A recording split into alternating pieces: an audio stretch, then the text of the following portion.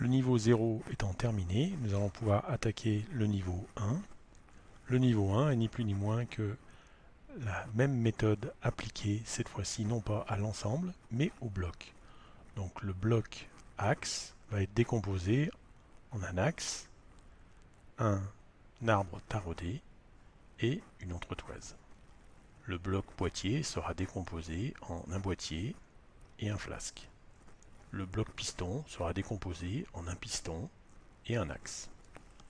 Pour l'exemple du boîtier arbre, on traitera la jonction entre l'arbre taraudé et l'axe.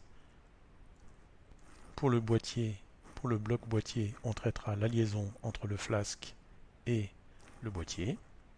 Une fois les liaisons traitées entre les différentes pièces du bloc, il suffira de traiter les exigences étant les différentes spécifications que l'on a trouvées sur le bloc pour pouvoir monter l'ensemble qui répondent aux exigences numéro 1 et 2 de l'ensemble.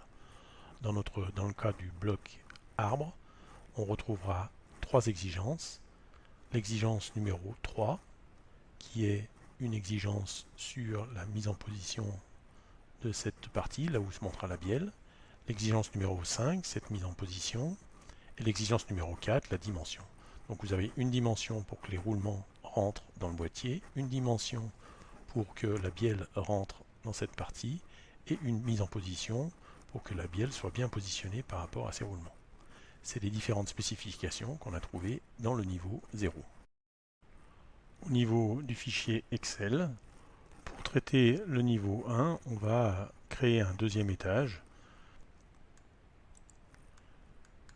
qui sera le niveau 1. Le niveau 1 correspond à la jonction de l'arbre taraudé dans l'arbre, la jonction de l'axe dans le piston et la jonction du flasque dans le boîtier. On retrouve ici les jeux directement pour les trois liaisons qui nous intéressent. Les jonctions étant traitées dans le niveau 1, on va traiter les exigences dans le niveau 1. De la même façon, pour être un peu plus clair, on va mettre une délimitation du niveau 1, que ce soit au niveau des spécifications sur chaque pièce, que au niveau des exigences qu'on va traiter sur le niveau 1. On retrouve donc les exigences 3, 4 et 5 que nous avons vues, les exigences 6 et 7 qui se retrouvent sur le bloc boîtier, qui seront traitées par les différentes équations, beaucoup plus simples cette fois dans le niveau 1. Une fois les optimisations faites sur le niveau 1, on va pouvoir remplacer les tolérances littérales que nous avons notées sur chaque dessin par les tolérances que nous avons déterminées sur ce fichier Excel. Exemple, la tolérance T1BA que nous avons déterminée tout à l'heure, elle vaut, dans notre calcul d'exigence de tout à l'heure, T1BIA vaut 0,025.